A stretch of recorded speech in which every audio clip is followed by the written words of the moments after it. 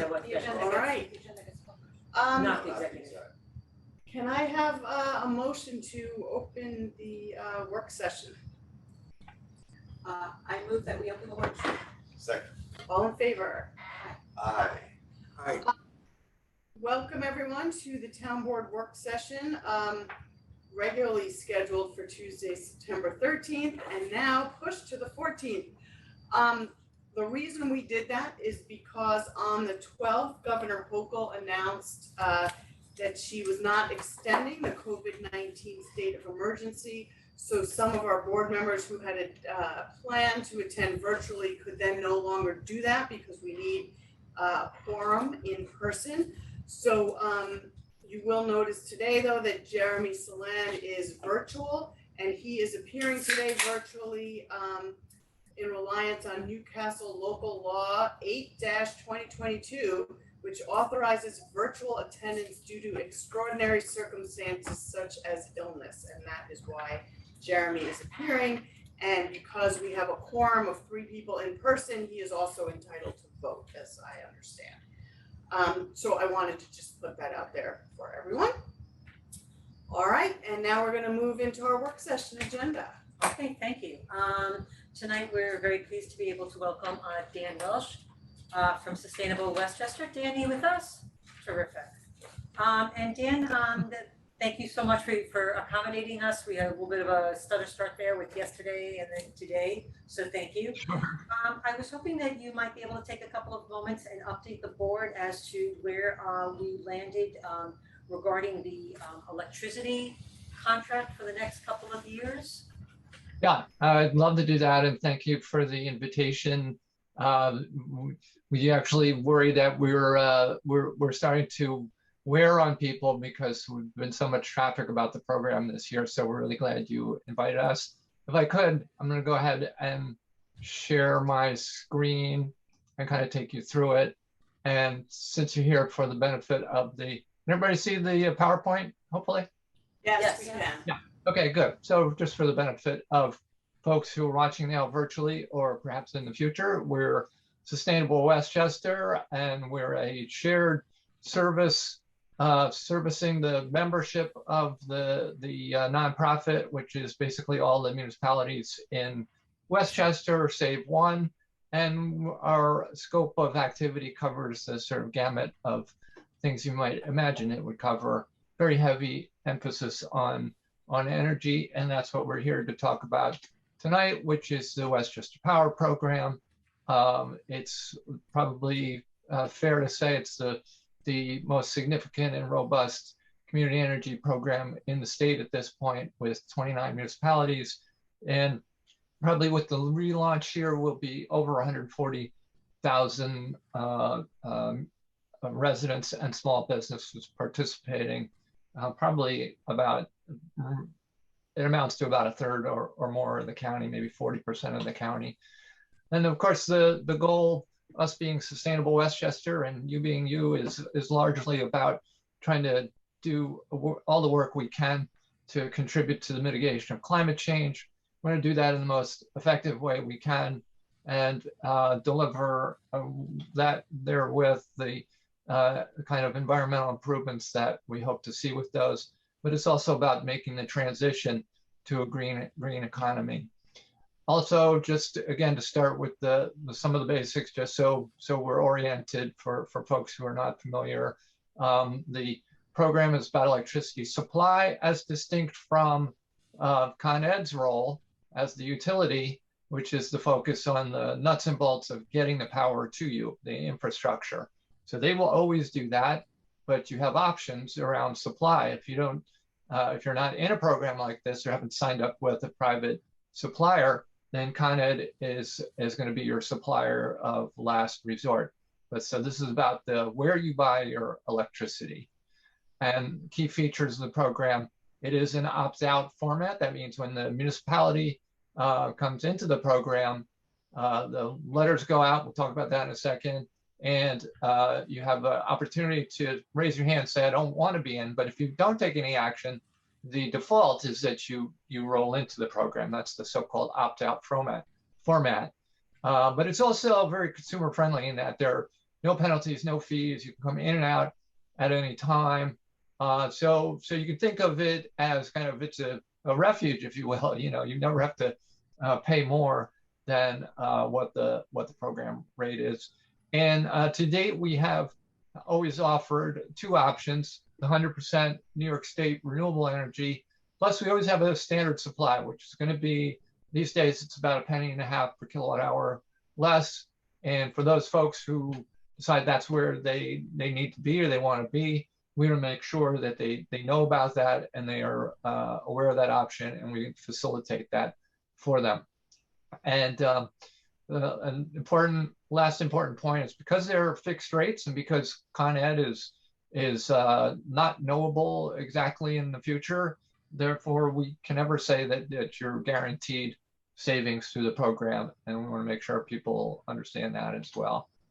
So then, in terms of where we are today, many people are aware that the previous contract ended in June. They all received notices that, hey, it's ending. We're going to have a little gap because of the crazy market. We were not able to secure a contract in a timely enough fashion to make it continuous.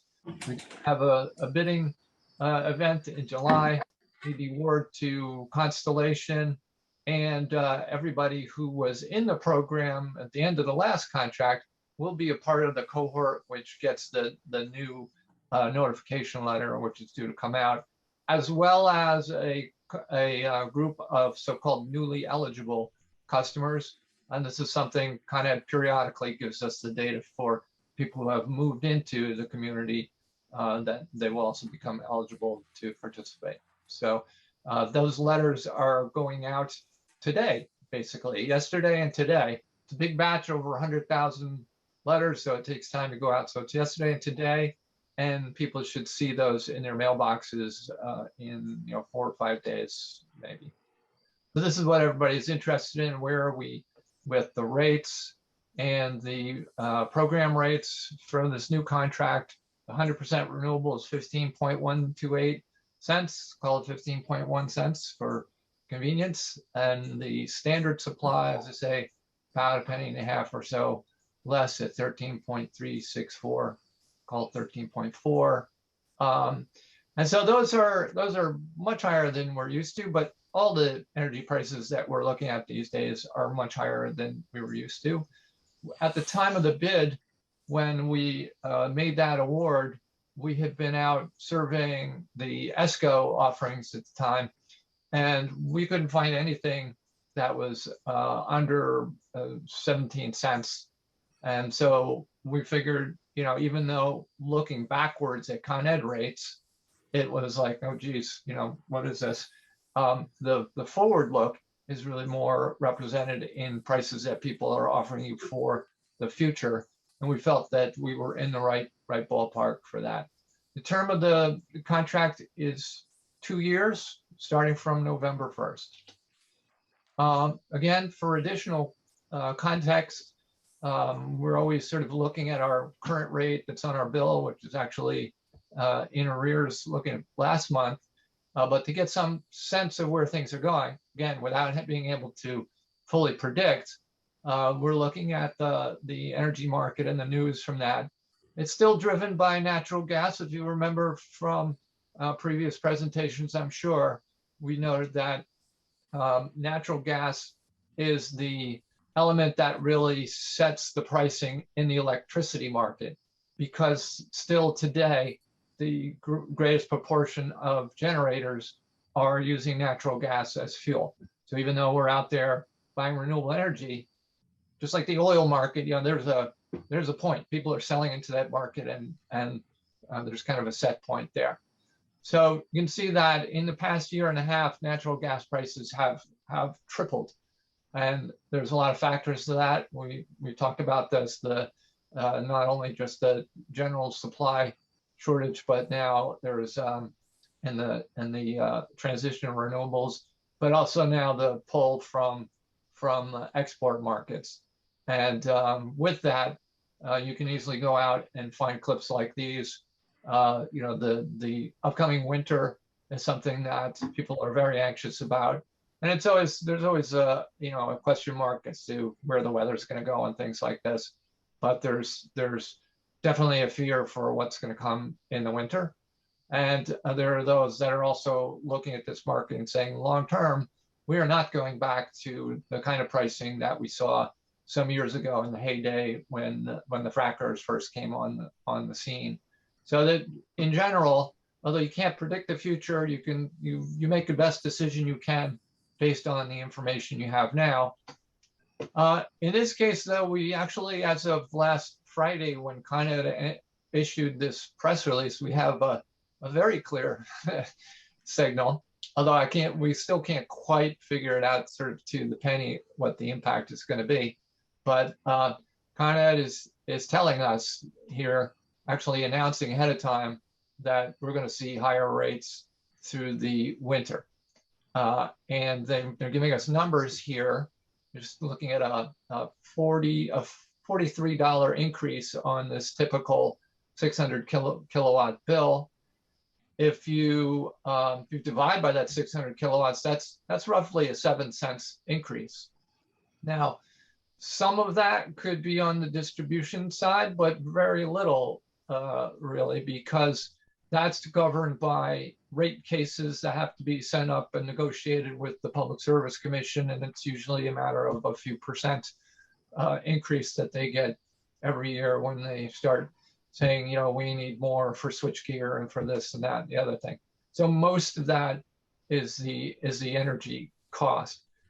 And what does it mean over last winter? Well, one of our staff called kind of just as as a customer and asked them, and they're talking about November to April, if that's accurate information. So we're going to see significant increases versus last year's rates that I think in our estimates are going to put our rates in a pretty good position versus Con Ed. But again, even with this, we can't fully predict, but it's just a matter of, here's all our inputs. They're showing where things are going in general. There could be a world shaking event in 3 weeks and it would change all this. But as of today, those factors which supported the price levels that we're at in some weeks ago during the bid are still out there and even still pushing even harder. So that's kind of trying to give you some kind of context on the rates. And in terms of the activities over the next few weeks, as you may know, we just finished a week with some 16 outreach sessions. We want to really make sure that people have a chance to find out about the new contract, ask us their questions. They're seeing these rates and asking the same questions that you're asking, and wondering why they're so high and things like that. So we want to give people a full chance to talk about this and hear from them as well. So we're also going to continue the outreach. You'll actually receive an email from us tomorrow with schedules for more online outreach sessions over the next few weeks, which we want to schedule. And so we hope you'll post the announcements for those, including 2 Spanish language sessions that we'll run as well, actually in addition. And plus we're going to try to get in front of as many boards like yours as we can as another medium. So we're doing whatever we can to make sure that people are aware. And then of course they're getting the letter, and the letter goes to everyone who is eligible. And remember, eligible means you're a small customer, you're a residential or a small, that's non-demand business. You didn't opt out in the past, so you won't. If you opted out in the past, you won't get a letter. If you're participating in the home energy assistance program through the utility, you won't get a letter. Those are separate track. And maybe other oddball situations where maybe you moved into the community after we pulled the data from Con Ed, and we don't know about you yet, so you're not getting the letter yet. You would get one in the future, probably, things like that. But most people are going to see this letter, and it looks like this. And then the actual inside there, the letter is a familiar format, which gives you, again, all the rates, where to contact if you want to opt out or you want to change your supply. Remember, you can change from renewable to standard if you like. And Dan, can I Yeah. just interrupt you for 1 second? So Please. this notification letter is lovely. No one's gonna read that. They're gonna look at that and go, oh my God, these are a lot of words. And is there something very short that we can, and very easily understandable, that can be sent out in addition to this, like a summary or yeah, some other option? that's great. I think we can do that. In fact, we started and finished actually a new version of this where we really called it back because we wanted to do a front and back Spanish English, and we figured let's just cut to the very, just the essentials, and we sent it into the Department of Public Service, and they wanted a whole period of time to like go through it, and so we didn't have time to do it this run. But we do appreciate that point that there's a lot of words here, and people eyes tend to glaze over. So that's not a bad idea. We do have a dedicated webpage, which is listed on here, which is also when the announcement for the information sessions go out, it'll have the URL for that. And that's a place where you can go. It's maybe a little bit more friendly, but I think that's a good idea to just do an executive summary kind of thing that can be included. With the announcement, we do also give a little blurb of text where we recommend, as you put out the announcement graphic, you can have a little header in there saying, here are the new rates, and it's going to be a 2-year contract. If you have a few more questions, go to the session. But we'll try to develop something that's a little bit more slimmed down that you could share and post, though. Great. Yeah, just something that highlights the punchline, I think, really, because. Yeah, and I mean, I think it is kind of simple in its essence, right? It's if you take no action, you'll roll into this contract. You'll have a new supplier on your bill. The price will be X, and you'll have that price will be locked in until November of 2020 or October 30th of or 31st of 2024, and you can opt out anytime or end up back in again. And those are kind of the highlights, really. Yep. And just that they can opt out and opt back in anytime without fees or penalties. Right. Yeah, I mean that could be captured in 6 bullets on a half a page, probably. Yeah. Yep. Yes, it could. That seems people read that a lot more than this. Yeah. Nope. Dan, can we also get a copy of this PowerPoint that we might be able to put a link in our e-newsletter, and that way if people want to take the time and go through it all, they can and educate themselves? Yeah, absolutely. We can send this to you. There's also the actual information sessions that we ran last week. And every video from each of those sessions is posted on that webpage that I mentioned to you. So that's another option where people can sit in on one of those. They're not long. Most of them didn't go any more than a half hour or even less. And what's nice about those perhaps is that at the end of the sessions, it's always Q&A.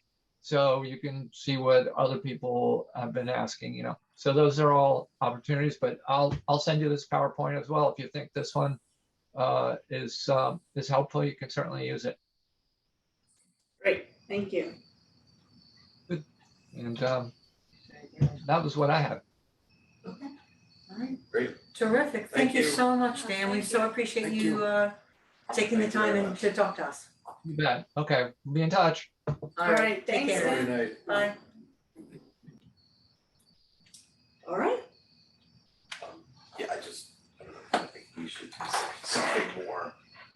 Oh, we will in the town newsletter and yeah. Because we had talked a couple of months ago about the postcard with the SAB, and that didn't come together, but I just think there should be something that has like big, bold print that like people are gonna be in for a shock.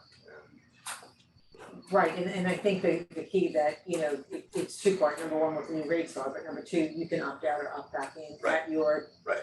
convenience at leisure. any time, right, without fees. Yeah. right. And it'll never be more than the 15.128 per kilowatt hour under this contract for the next 2 years, and they can opt out if they'd like to. I just meant the bigger, for people who are not paying attention as much, the price shock anyway, right? That's all. Yep. Sabrina, are you with us? Yes, I am. Okay. Hello. Hi, so next on our agenda this evening, is we had received a request from CCSD for lead agency approval regarding improvements, and Sabrina had an opportunity to go through the documents. They're in your packet, but she had drafted a little bit of a modification letter to go to the school district. Sabrina, you just wanna give us just a Sure. little overview? Thanks. Sure. What you have before you is a notification of the school district wanting to be lead agency for a host of capital improvements that they intend to make at some of their properties. Some of those properties are in relation to downtown sidewalks, our parks, that type of thing. So I had drafted a letter to send back to them stating that there was no objection to them assuming lead agency, but asking for more detail regarding the projects that they're undertaking so we can look at them in relation to town projects we might have or might wish to undertake. So specifically, sidewalks and roadway infrastructure and things like that, we are going through the what will be unfortunately a long process of securing a New York State DOT work permit to be able to post outside Grafflin and Runbrook School on New York State DOT roadways.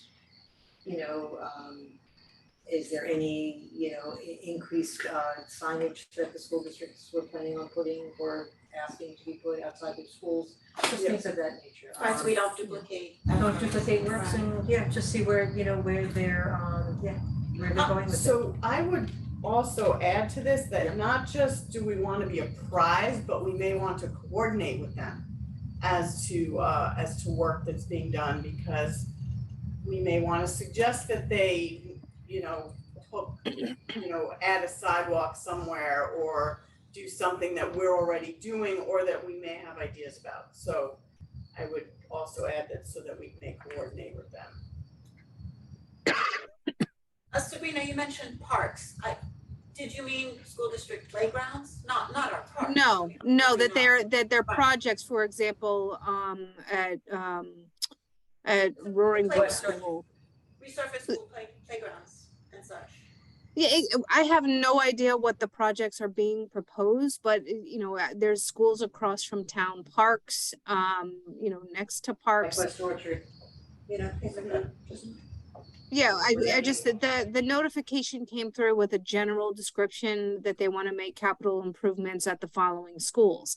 And, there's not a lot of information there, but I thought we would want to know what it is that they were proposing at each of these facilities. There is a list that's pretty detailed in our packet. That I saw. Connecting corridors, I don't know, It's on page 25 of the agenda. But we do wanna, I mean, it's not. Right, so when they talk about repaving rear parking lot and roadway regarding, West Orchard Elementary School, were they thinking about, extending the sidewalk up to the corner? Were they thinking about any kind of Yeah, connection I mean, it's to- very It gives us an general, idea. because it just says potentially including, it doesn't mean, Right. it's not very fulsome. Yeah, for instance, resurfacing existing playgrounds on all of the elementary school. I mean, it's not tremendously detailed, but I think it gives us a good idea of. This is the $50 million bond that they're thinking about floating, is that what this is for? Yep. That's a lot of repaving of sidewalks, of playgrounds, I would like to know what else. is being We included. can tell you how much that cushy outdoor surface costs. Yeah, but Six it's- figures. It's more than that, it's right here. They've talked about, connecting corridors, I think it was $7 or $8 or $10 million just to create single point of entry. Those are gonna be big. It looks like there are, I'm just a little bit confused. it looks like there are roof replacements This, I mean, like when you redo connecting corridors, I think that's what that's talking about. When we met with them about the chap line, which was not that long ago, they said they were still undergoing their safety analysis and security analysis, And they so I could guess not it tell got us when done it very was- quickly. Well, they told us they couldn't tell us when it would be done. Right. It would seem strange though to do a $15 million bond and not address what's probably everyone's biggest concern, which is Right. having enhancing security. Right. But I thought I read the other day that included creating single points of entry. Well, what I think I read see that too. here regarding, I mean, I see communications upgrades, so interior room upgrades. The school district is never going to give you details of security improvements. And we're not That's interested in highly security. confidential. Yeah, we're not asking for that, No, but I know, but, to the extent it impacts what we want to do or need to do, we'd like to know that. right. But you were wondering why it didn't include, and I'm just saying that it probably does include, except you're not going to see the specific ways that it is No, included. what we were saying is a couple of weeks ago, they said they were still undergoing their security analysis, so it Right, was right. done quite quickly. Right, and they could not tell us when they would be done because we don't know if on the basis of that, they could evaluate the chest line and see Right. whether or not they had any Right, concerns. right. And they couldn't give us any idea of time frame. Right, and frankly, if we do wanna do the chap line and they want to add anything to it or additional security relating to that, I would assume that would be in this, but that's something they should be coordinating with us, so that's Yep. to Right. Sabrina's point in this letter, I think that's right. I Well, think so the letter's thank you. okay with Letter that looks one, good. We'll with type that it one up. little change. Yeah, that's great. So thank you. Thank you. Thanks, Rob, Sabrina. do you just want to give a brief overview about the refund of the surplus to Sure. village president?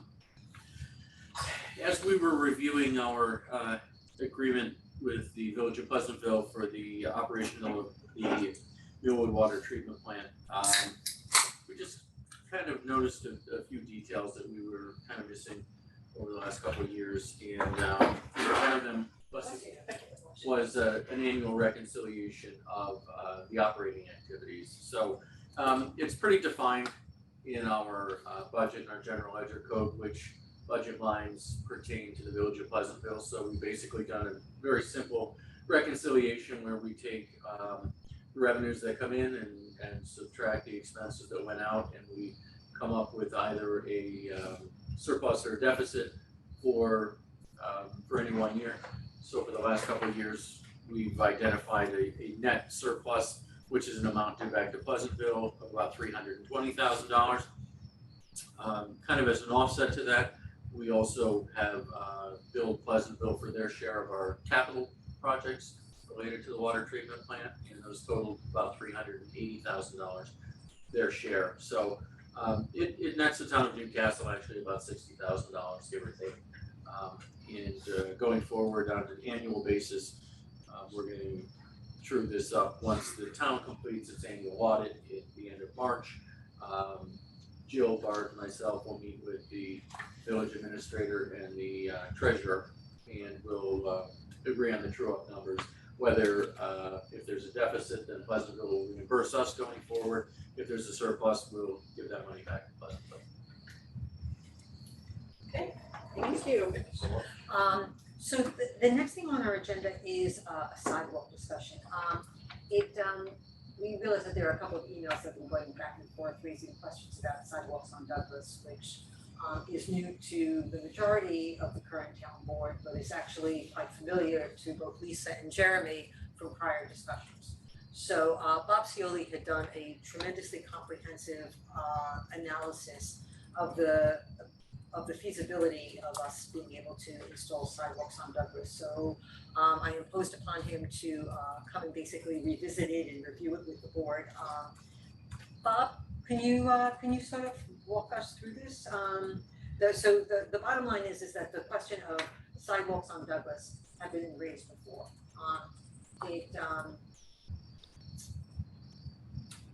Yes, Jill, thank. Yeah, it looks as if it should be just an easy fix, but when you take a look at it and actually drill down, you find that the environmental challenges along the street make it tremendously difficult for us to be able to put sidewalks on. And Bob's got some numbers and some analysis of how we try to slice it and approach it in different ways to try to figure out if there was a silver bullet sort of resolution for us to be able to do this. And I'll turn it over to him. Thanks, Okay. Bob. Thank you so much, Jill. Good evening, Town Supervisor and members of the Town Board. If everyone is okay with it, do you mind if I share my screen? Thank you. Hopefully it's going to work. Don't let him fool you. He's really good at this. I'll wait till I'm done. Okay.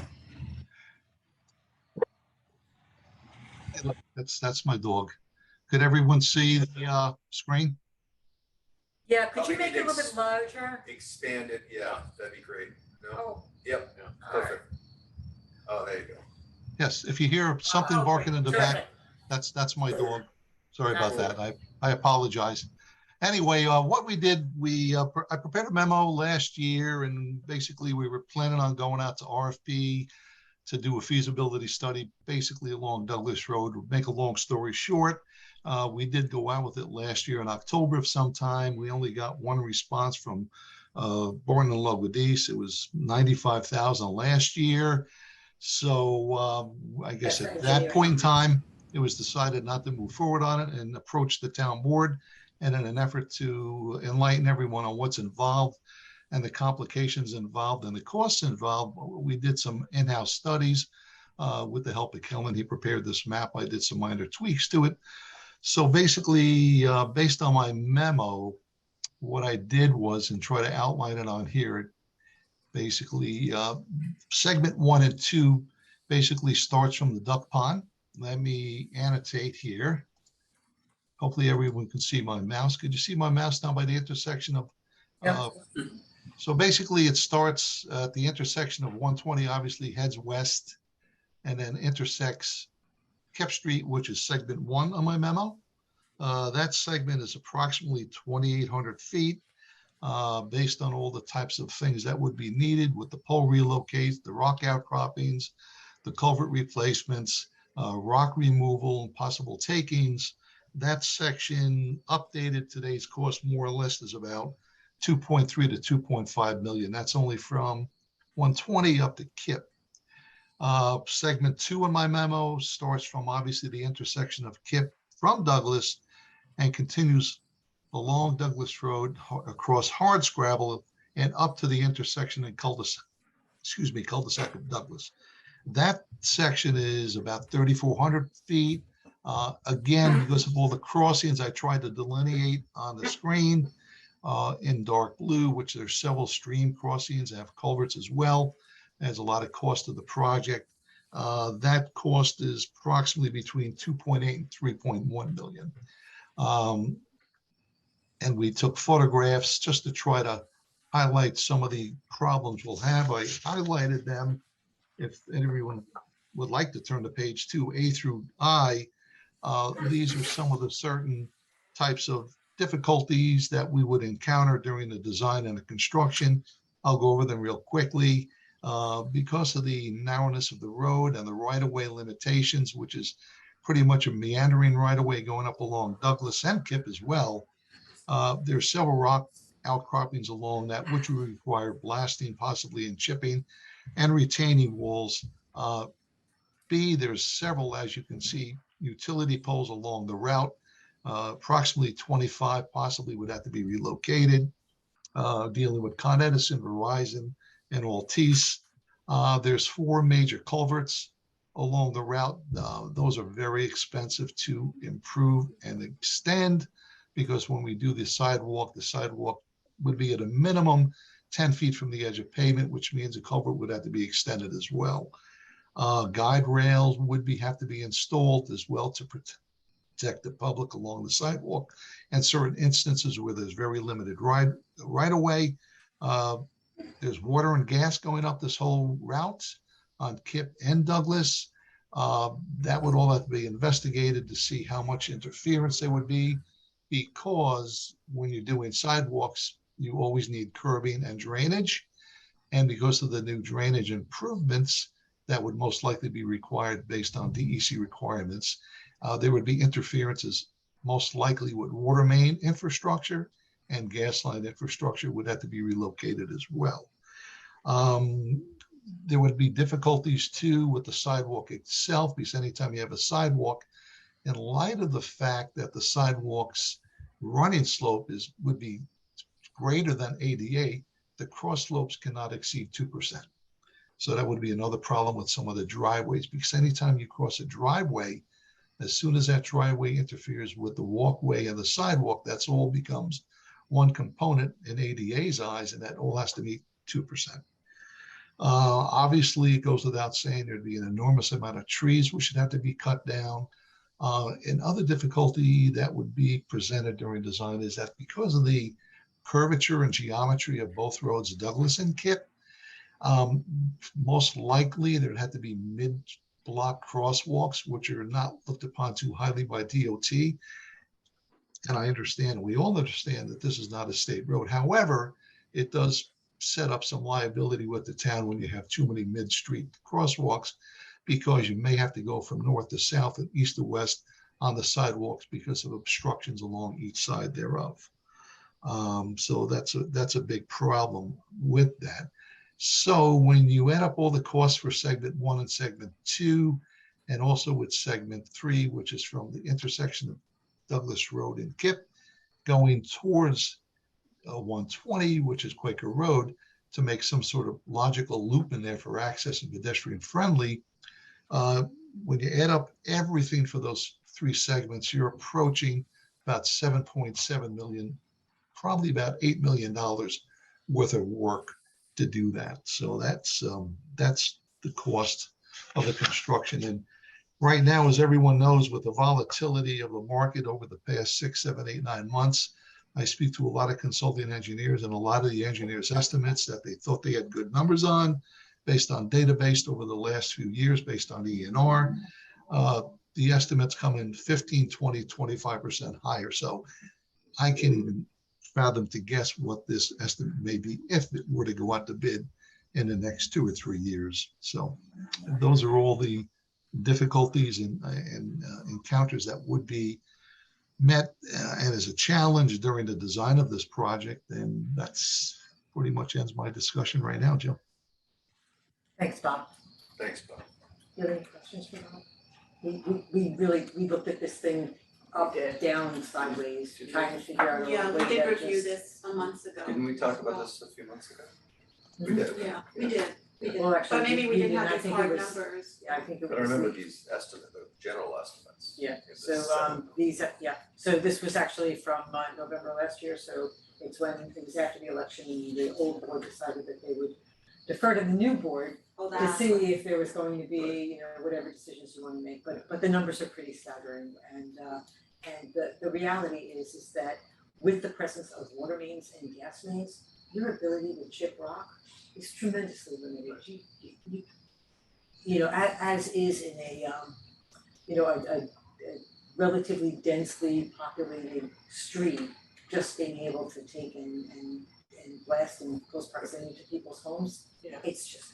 And the impact on their driveways and. Yeah, the logistics, how many properties you'd have to enter into easements Easement. or Yeah. takings possibly, relocation of the poles, we saw how difficult that was with the downtown project, and those weren't particularly difficult, we just couldn't nail down all the utilities.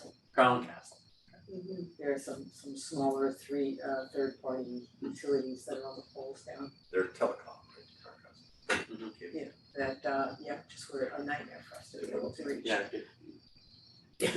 everybody points a finger in a different way and we can't Somebody figure else. out who to contact. All right, well, thank you, Bob, Thank so you, Bob. much. Yeah, thank Really you very much, appreciate it, Bob. Thank you very much, and good night, everyone. Okay, good night. Bye. So I just want to take the opportunity, since we were talking about sidewalks in general, to give the board a little bit of an overview as to the Complete Streets workshop that we participated in. Sabrina, are you still with us? I'm still here. She's back. Anyway, in earlier this year, Vicky, Lisa were able to join us, and some key staff, and we were able to do a complete streets workshop with, it was sponsored by Westchester County, which was great. And their consultants, so we were able to take and walk the area between West Orchard School, Gedney, and the North County Trail. Because ideally, we would love to be able to put a pedestrian/bicycle connection between those three spots. And Sabrina, you wanna just talk us through a little bit? Well, and it was all the way up to like the shopping center. like, Right, and connected. there, so North County Trail, and then an opportunity for a sidewalk that would go to downtown Millwood as it was, and pick up our existing sidewalks. And that had been one of the areas that, we had identified, and we were really excited that the county had offered their consultants to be able to do a feasibility study for us at no cost to the town, but just, sweat equity, and that we participated in this partial day workshop to be able to see it through. Good, Sabrina.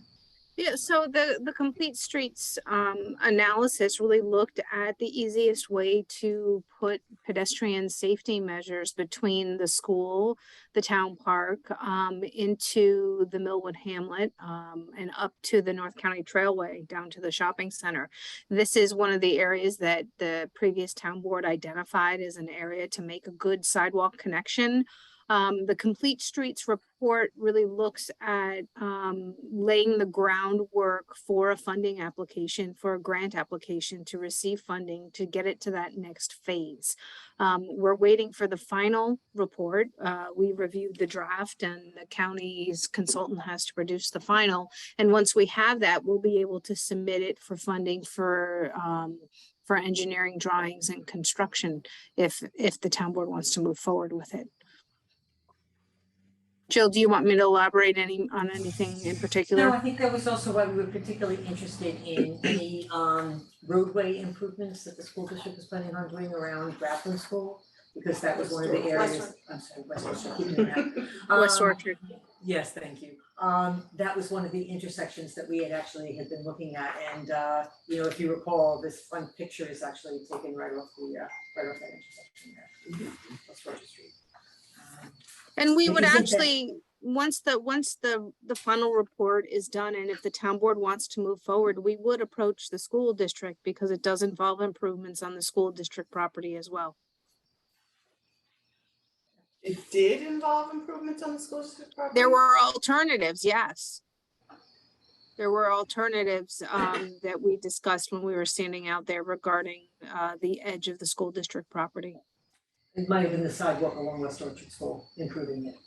Oh, cause I thought it was just hooking up to the existing sidewalk on Granite Road. Yeah, but We were on the other side. Is that Granite? I think it is. Yeah. I Mhm. thought that we were talking about two alternatives on either side of the school district Right. property. That's true, Mhm. right. Yeah. Okay. Anyway, so that's where we are with the current sidewalks of these two potential areas. We're sort of excited over the prospect of being able to go for some funding applications with the Complete Streets. Mhm. The idea that we may be able to shift the roadway ever so slightly, forgive me, I'm so bad with directions. To the Getty Park side? No, the other side. The school side? The west side Yes, or the school east side of the street. Right, if we could shift the roadway to the other side of the street, we could Oh, put the yes, to sidewalk straighten in. it, Yes, and Yes. they can avoid the driveways, yes. which are on the Gedney side of the street. So it's sort of interesting because we'd be able to put some of the sidewalk through Gedney Park, and we would actually avoid having to put sidewalks along, within the state's Mhm. right of way. And that really brings the cost down tremendously. So there's real potential out there, but there's a small section that's really challenging. And so we'd be interested to see what surveys look like. We'll be pursuing it. Cool. Thanks, Sabrina. All right, thank you guys. Have a good night. Anything else for Sabrina? Thank Okay, you. terrific. Bye-bye. Okay. Bye. The next thing is the Assembly Bill A9079B, which we received from the supervisors group, right, Lisa? Yeah, from the Westchester Putnam Association of Town Supervisors. So many towns are starting to adopt this. It would allow us to adopt a law prohibiting the application of pesticides in certain freshwater wetlands. So I thought this was something we should discuss and consider adopting. Certainly, I'd wanna also send this over, I guess, to The ERB, Well, conservation. maybe the ERB, I think Yeah, I'll take it. it's environmental, Certainly let Dennis take a look at it. yeah. So I just put it in, I wanted everyone to look at it, get your thoughts, we're not obviously acting on it today, but it's something, I actually think it's a good idea to eliminate pesticides from our freshwater wetlands. Yep.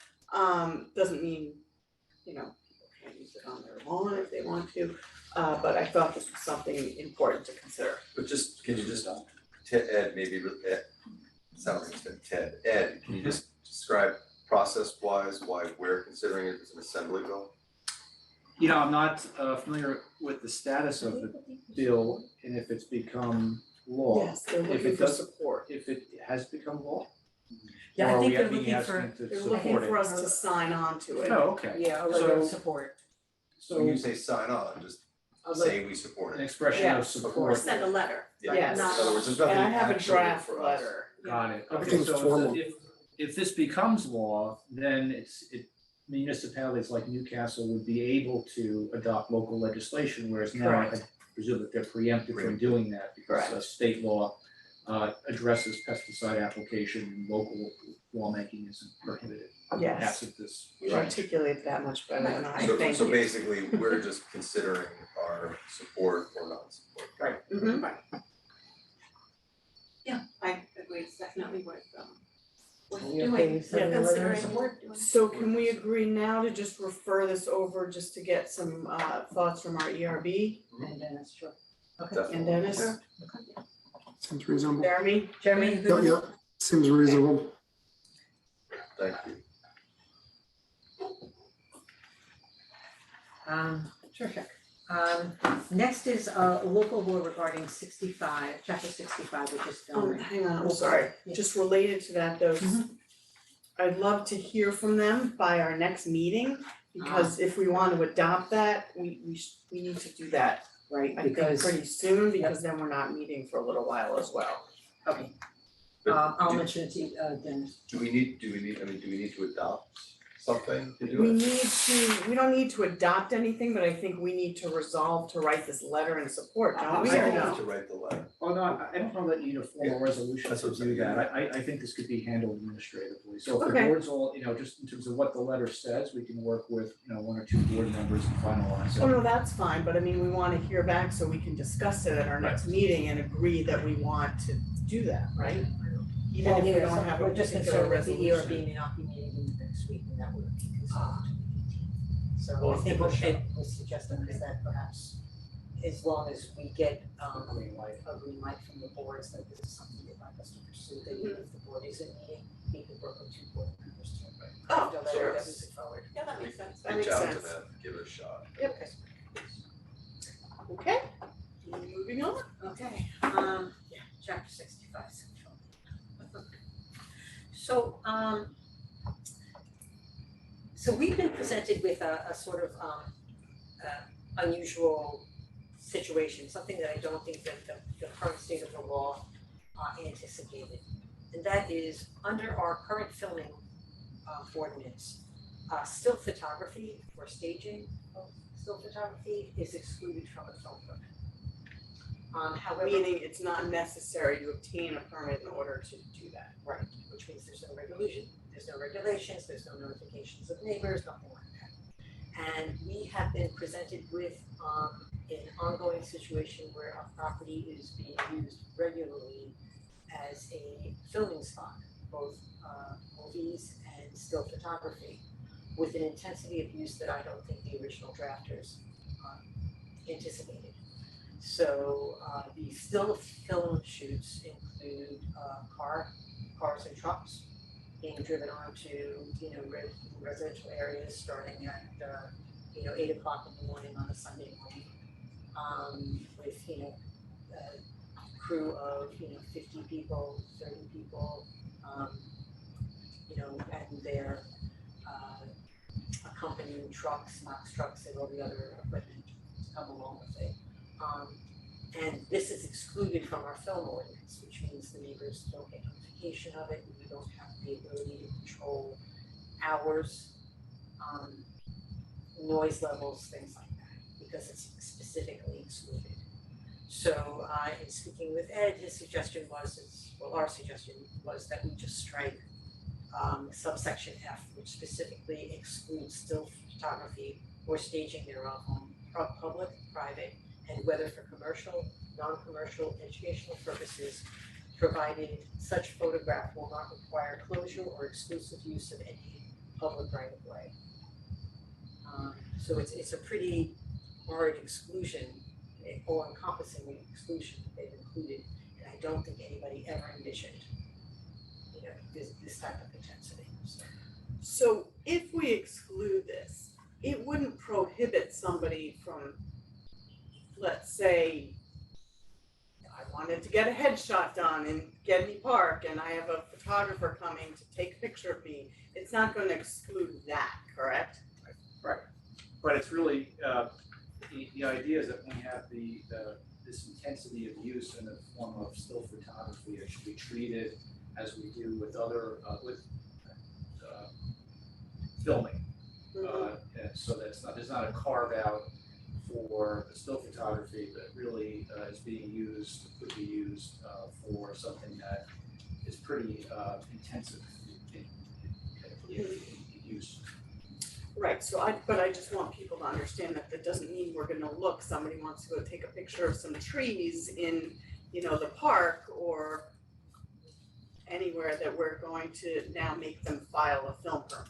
Right, and just so one more thing to point out along those lines is that E, the exclusion in E for activities conducted solely on private property remains. So if that activity is not going to result in temporary adverse impacts, then there still is that exception. But it has that protective language about noise and lights and whatnot, which we Right, and don't these have. activities are clearly within, Right, which we there don't would be no have in debate F. that they would be within E. Right. Perfect. So, you'd like to do your holiday photos, this is not a problem. Right.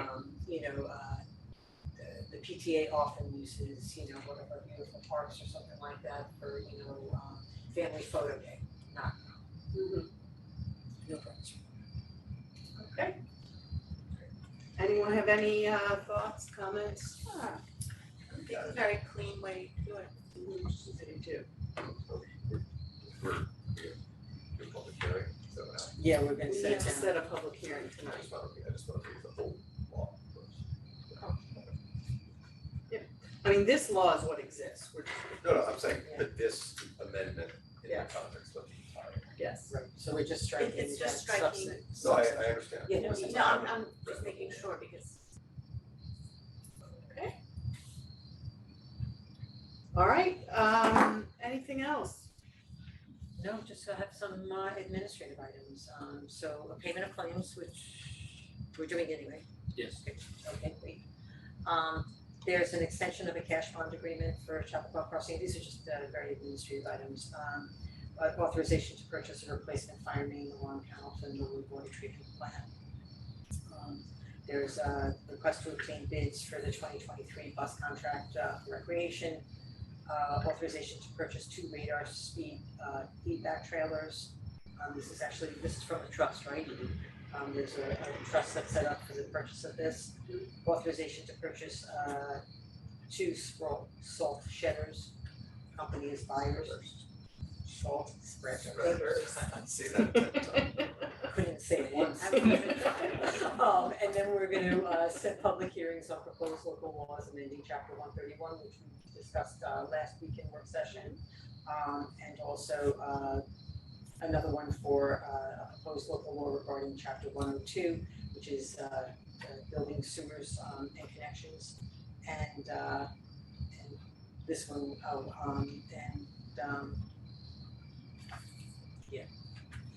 yeah, and that's basically it. So, this, we're gonna take a table to next time when we have an opportunity to. Yeah, because we don't want it. It's just on for next time, right? For a vote. You don't wanna, Oh, it's just an administrative item, we're not actually approving it, the only thing that we can do is. okay, so. Okay. Alright, and then the proposed actions for tonight, there's only actually two resolutions, and one is the payment of claims, and the other one is to set a public hearing on the law that we just talked about, the proposed local law that we just talked about, chapter 65 and 5. Anybody thoughts? Vicky, Yes, Chris? I don't know, a resolution, so we're. No, we're just. Well, we are gonna do two resolutions. I'm asking if anyone has any questions or thoughts on No. the administrative item. No question. No. No question. Okay, Vicky, would you like to walk us through the start the resolution? No, I thought you were asking me to read the resolution. No. I was referring to Vicky. Oh, thank you. Thanks a lot. Okay, Really, So, we are good on our regular nights. all right, so I move to approve the payment of claims in the amount of